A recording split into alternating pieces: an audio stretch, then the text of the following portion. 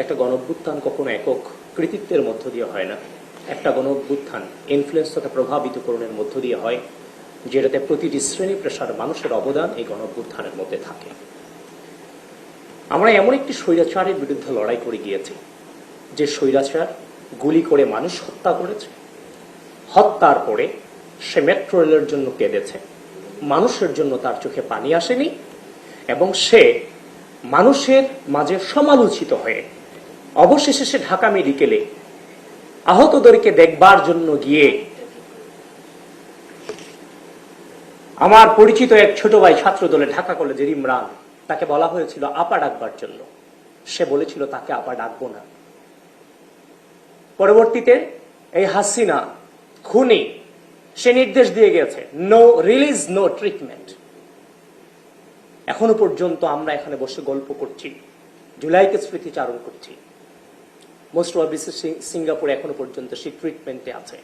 2 বছর অতিবাহিত হয়ে যাচ্ছে, সবকিছু স্বাভাবিক হচ্ছে, কিন্তু এখনো অসংখ্য অগণিত জুলাইয়ের আহতরা এখনো হসপিটালের বেডে বসে কাতরাচ্ছে, চিকিৎসা নিচ্ছে। কতটুকু পরিবর্তন করতে পেরেছে? কতটুকু আমরা জুলাইয়ের স্পিডকে ধারণ করতে পারছি?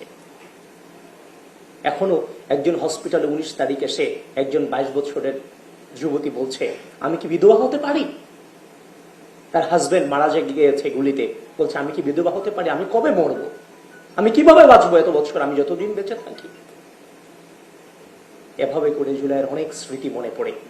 আজকে ইমন এখানে এসে বক্তৃতা দিয়ে গেছে, সে বক্তৃতা রাখতে পারেনি, সে জীবন্ত জুলাই। আজকে যে মানুষটা পৃথিবী ছেড়ে চলে গিয়েছে, সে তো চলে গিয়েছে, কিন্তু যে মানুষটা তার বয়স পর্যন্ত 20 বছর 30 বছরের দুনিয়ার আলো তার চোখ দিয়ে দেখলো, সে আর কোনোদিন এই পৃথিবীর আলো দেখতে পারবে না। সে ওয়াশরুমে যাচ্ছে দড়ি ধরে, সে খাবার খেতে যাচ্ছে দড়ি ধরে। সুতরাং আগামী যত বছর সে বাঁচবে, মৃত্যু পর্যন্ত অপেক্ষা করতে হবে, কিন্তু সে কোনোদিন আর দুনিয়া দেখতে পারবে না। কতটা যন্ত্রণা! সুতরাং আমাদের চোখের সামনে অসংখ্য অগণিত এই জুলাইয়ের আহত। আমি যখন জুলাইয়ের শহীদ পরিবারের কাছে যাই, এখন পর্যন্ত তারা স্বাভাবিক হতে পারেনি। আমি স্মৃতিচারণ করি এই যে 15 আগস্ট ঢাকা বিশ্ববিদ্যালয়ের ভিসি চত্বরে যে মেয়েদের উপরে নৃশংসভাবে হামলা চালানো হয়েছিল, আমরাও সেখানে আহত হয়েছিলাম, কিন্তু আমরা তো আন্দোলন করে অভ্যস্ত, আহত হয়ে অভ্যস্ত। কিন্তু মেয়েদের উপর যে নৃশংস হামলা চালানো হয়েছে, তারপর ঢাকা বিশ্ববিদ্যালয়ের সেই মেয়েরা দমে যায়নি। সশস্ত্র ছাত্রলীগের চোখে চোখ রেখে টোকাইদের 2 গালে জুতা মারো তালে তালে পড়ে গোটা বাংলাদেশে সাহস সঞ্চারিত করেছিল।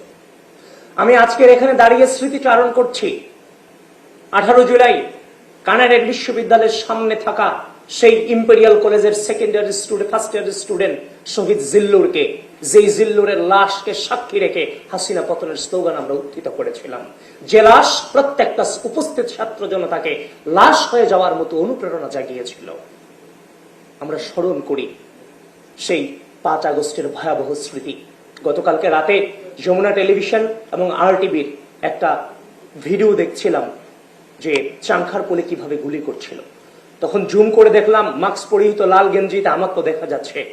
সেদিন সেই চাংখারপুল যে ভয়াবহ হত্যাকাণ্ড ঘটিয়েছে হাসিনা তার পেটুয়া বাহিনী দ্বারা, সেটা কল্পনা হার মানানোর মতো। একটু আগে উপস্থাপক মুশফিক যে চিঠিটি পড়ে আপনাদেরকে শুনিয়েছিল, ছোট্ট আনাস 9ম শ্রেণীতে পড়ুয়া বাচ্চা, যদি আর না পেরি কষ্ট না পেয়ে গর্বিত হয়েও জীবনের প্রতিটি ভুলের জন্য ক্ষমা চাই। 9ম শ্রেণীর বাচ্চা তার বাবা মার উদ্দেশ্যে চিঠি লিখে আসছে। আপনারা কি কল্পনা করতে পারতেছেন, গণঅভ্যুত্থানটাকে অনুভব করতে পারতেছেন, যে একটা বাচ্চা তার বাপ মার উদ্দেশ্যে চিঠি লিখে আসছে, যদি আর না পেরি কষ্ট না পেয়ে গর্বিত হয়েও জীবনের প্রতিটি ভুলের জন্য ক্ষমা চাই। সে আনাস সহ আমরা যখন ঢাকা মেডিকেলের চাংখারপুল, ঢাকা মেডিকেলের নতুন বিল্ডিং এর পাদদেশে দাঁড়িয়ে অপ্রস্তুত অবস্থায় আমি আহ্বান জানিয়েছিলাম যে কেউ কাউকে ছেড়ে যায়েন না, আমরা আজকেই জিতবো, তবে কেউ ভয় পাবেন না। আমরা নেমে গেলাম রাস্তায়, নেমে আমাদের সেই মিছিল থেকে 150 থেকে 200 জন স্টুডেন্টের মিছিল থেকে 5 জন একে একে শাহাদাত বরণ করে। সুতরাং এই দৃশ্যগুলো ভোলার নয়, এই দৃশ্যগুলো ভুলে যাওয়ার নয়। এই জন্য জুলাইকে আমরা কতটুকু জীবিত রাখতে পারছি। আজকে যখন আমরা এই জুলাই মাস আসছে, আগস্ট মাস আসছে, আজকে যারা আমরা সম্মুখ সারিতে ছিলাম, আমরা যখন মাইকের সামনে দাঁড়াই বিরোধী দলকে গালি দেওয়ার চেষ্টা করি, সরকারি দলকে গালি দেওয়ার চেষ্টা করি। জুলাই আমাকে প্রতিহিংসা চর্চা শেখায় না।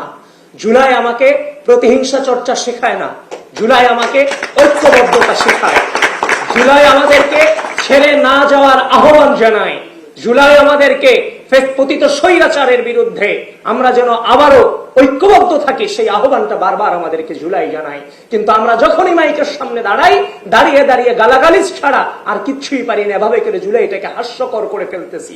আজকে জুলাইকে নিয়ে পতিত স্বৈরাচারের বিভিন্ন অর্গান জুলাইকে নিয়ে প্রশ্ন করার সাহস পায়। আমরা যখন টেলিভিশন টকশোতে বসে আমাদেরকে জিজ্ঞাসা করা হয় জুলাই কতটুকু সফল, কতটুকু ব্যর্থ, কি মনে হচ্ছে আপনার কাছে? কিন্তু আমি বলতে চাই জুলাই কোনোদিন ব্যর্থ হতে পারে না, জুলাই সফল, কিন্তু আমরা সেটাকে কতটুকু ধরে রাখতে পেরেছি সেটা নিয়ে আলোচনা সমালোচনা হতে পারে। কিন্তু মনে রাখবেন, যারা আমাদের ভিতরে গণতন্ত্র আছে, গণতন্ত্রের জন্য আমরা লড়াই করেছি, গণতন্ত্র মানেই হচ্ছে মত এবং পথের ভিন্নতা। আমরা কেউ সরকারি দলের বিরুদ্ধে বলবে, বিরোধী দল সরকারি দলের বিরুদ্ধে ধরবে, এটা চর্চার জন্যই তো বিগত 17 বছর লড়াই করেছি।